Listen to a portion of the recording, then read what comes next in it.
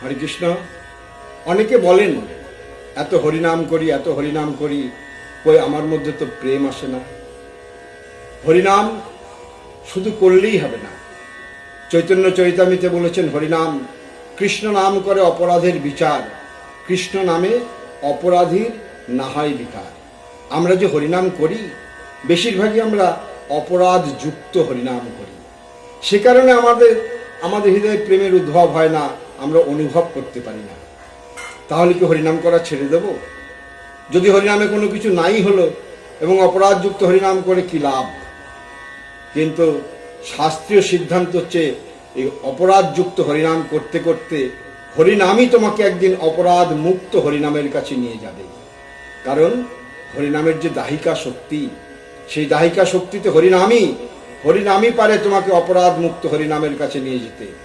আর অপরাধ মুক্ত হরিনাম করতে করতে যেদিন তোমার হৃদয়ে দিব্য নামের স্ফুরণ হবে, সেই দিন তুমি নামের অনুভব বুঝতে পারবে। দিব্য নাম উদয় হয়, দিব্য নাম স্ফুরণ হয়, দিব্য নাম আর করতে হয় না। কিন্তু যতদিন পর্যন্ত দিব্য নাম হৃদয়ে স্ফুরিত না হবে ততদিন পর্যন্ত প্রেমের উদ্ভব হবে না। তাই নিরন্তর হরিনাম করতে হবে, হরিনাম ছেড়ে দিলে হবে না। অনেকটা সেই পিত্তরোগীর ওষুধ খাওয়া মতো। পিত্তরোগীকে ঔষধ দিলে মিছরি খেতে বলে, কিন্তু মিছরিও তার মুখে তিতো লাগে, তাই বলে মিছরি খাওয়া ছেড়ে দিলে হবে না। কারণ মিছরির রসই পারে পিত্তরোগ সারাতে। তাই মিছরি খেতে খেতে খেতে খেতে একদিন যেমন তার পিত্তরোগ সেরে যায়, ঠিক তেমনি হরিনাম করতে করতে করতে করতে অপরাধযুক্ত হরিনাম করতে করতেই একদিন সেই নাম অপরাধ মুক্ত নামের কাছে নিয়ে যায় এবং তারপরে নামের সর্বোচ্চ স্তর দিব্য নাম যেদিন তোমার হৃদয়ে স্ফুরিত হবে সেই দিনই তুমি কৃষ্ণ প্রেম অনুভব করতে পারবে। মহাপ্রভু চৈতন্য মহাপ্রভু তার শিক্ষাষ্টকের একটি শ্লোকে বলছেন, নাম নামকারী বহুধা নিজ সর্বশক্তি স্তর্তর পিতা নিয়মনেও না স্মরণ কাল। ভগবানের বহু নাম আছে, যার যে নাম পছন্দ, কেউ হরিনাম, কেউ কৃষ্ণ নাম, কেউ রাম নাম। ভগবান তার সমস্ত নামে তার সমস্ত শক্তি অর্পণ করে দিয়েছে এবং সেই নাম করবার কোনো সময় নেই, কোনো নিয়ম নেই, কোনো কাল নেই। কাল অর্থাৎ সময়। খাইতে শুইতে যথা তথা, যখন তখন যেখানে খুশি বসে নাম করা যায়। কিন্তু সেই নামের রুচি থাকা দরকার, নামের নিষ্ঠা থাকা দরকার, নামের প্রতি শ্রদ্ধা থাকা দরকার।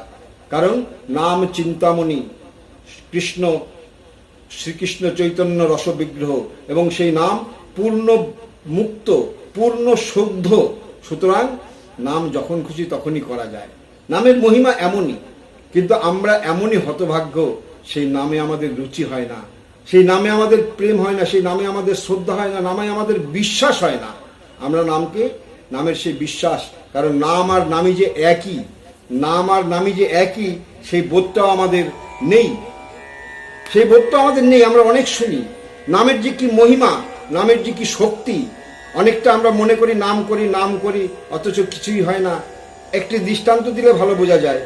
একজন ক্ষুধার্ত মানুষ, তার পেটে প্রচন্ড ক্ষুধা, তাকে যদি 1 চামচ অন্ন দেওয়া যায় তাহলে কি তার ক্ষুধার নিবৃত্তি হয়, তার ক্ষুধার উপশম হয়? নাকি সে বুঝতে পারে যে আমি খেলাম?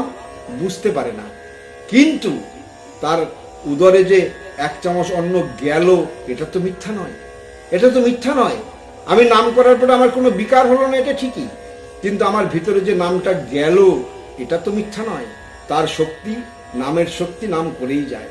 সেই জন্যে যতক্ষণ সময় পাওয়া যায়, যখন খুশি সময় পাওয়া যায়, একমাত্র কৃষ্ণ নামই পারে এই জীবকে উদ্ধার করতে। তাই তো নারদ পঞ্চরাত্র থেকে মহাপ্রভু সবার উদ্দেশ্যে বলেছেন, এই কলিযুগে হরের নামৈব কেবলম কলৌ